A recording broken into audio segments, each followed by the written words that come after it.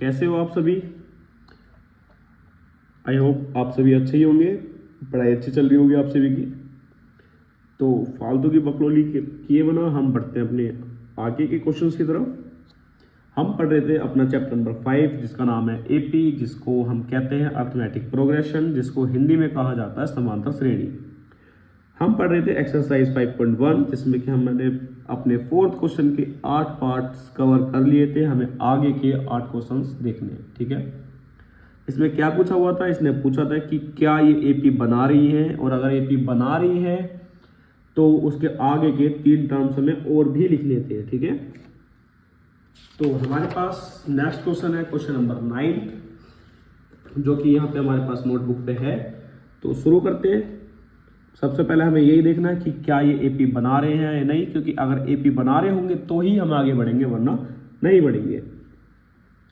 तो पहले हम एपी पता लगाने के लिए क्या करते हैं, डिफरेंस देखते हैं। पहले इन दो से डिफरेंस देखेंगे। 3 - 1 = कितना आ चुका है?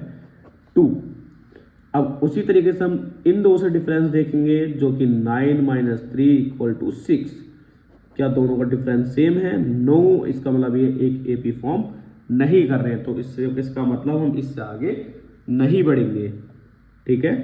अब इसी के साथ हम अपना क्वेश्चन नंबर देखेंगे 10, जो कि क्या है? A, 2A, 3A and the last one 4A। और ये एपी कंटिन्यू आगे जा रही है। कहाँ जा रही है, कहाँ नहीं, हमें नहीं पता। हमारा क्वेश्चन है सिर्फ ये पता लगाना कि क्या ये एपी बना रहे हैं। तो चेक करने के लिए हम क्या करेंगे, सेकंड में से फर्स्ट टर्म को माइनस करेंगे।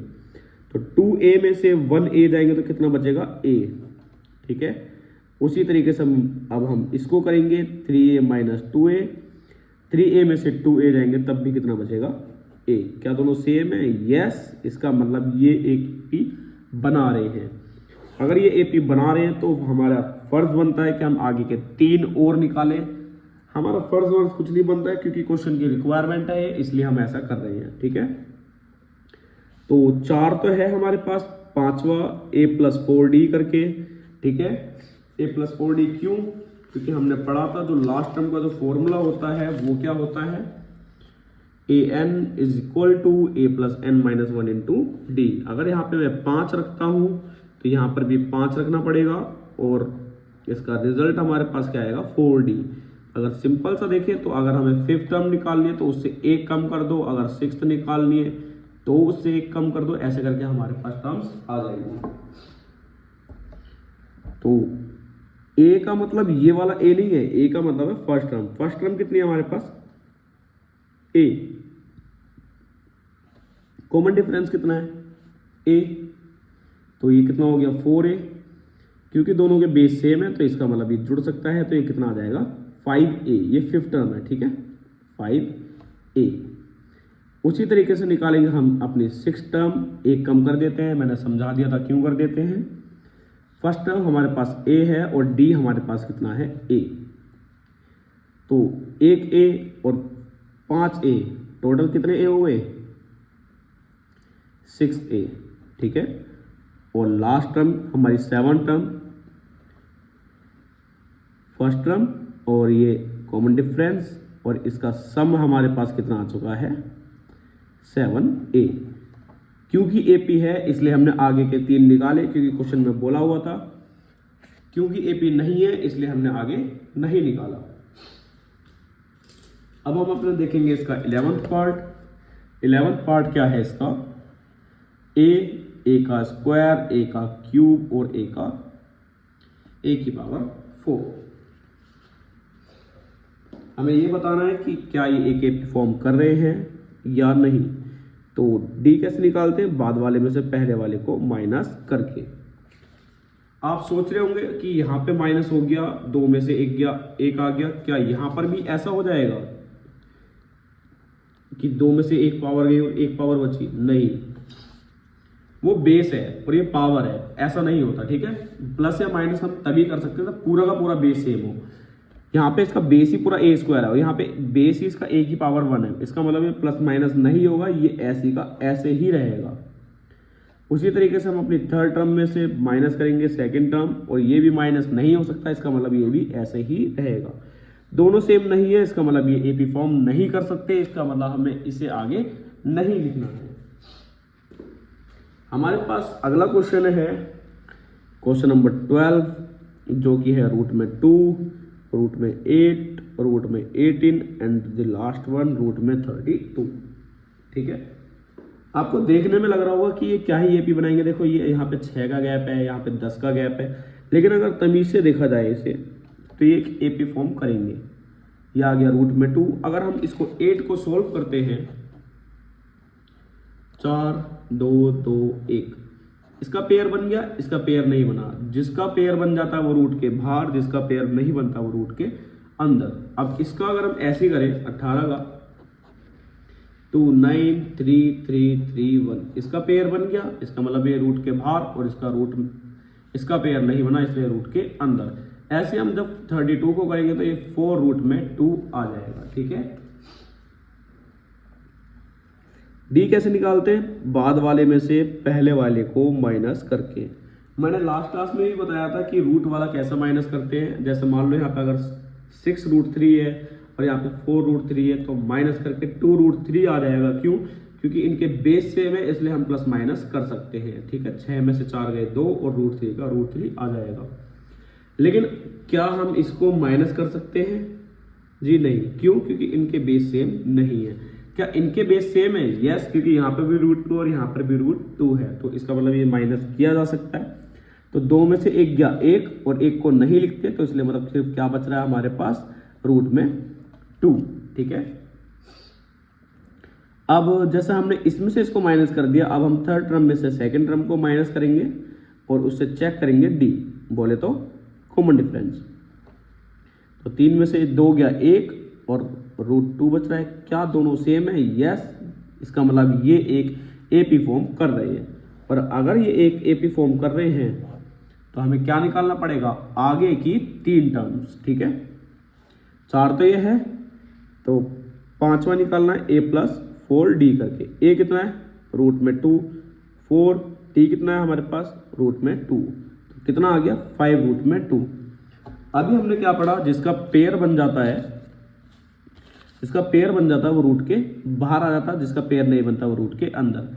अगर हम इसको इसके अंदर ले जाना चाहें तो ये क्या हो जाएगा? ये 2 बार आएगा, रूट के अंदर 2 बार आएगा, और ये तो सिंगल बार आएगा। क्यों? क्योंकि इसका तो पेयर नहीं बना था। 25 दूनी 50, तो ये कितना आ जाएगा? 50। ठीक है, आप इसे यहाँ पर भी छोड़ सकते हो तब भी ठीक है, लेकिन क्योंकि इसने सभी रूट के अंदर दे रखा है तो हम इसे ऐसे भी लिख सकते हैं, a प्लस 5d।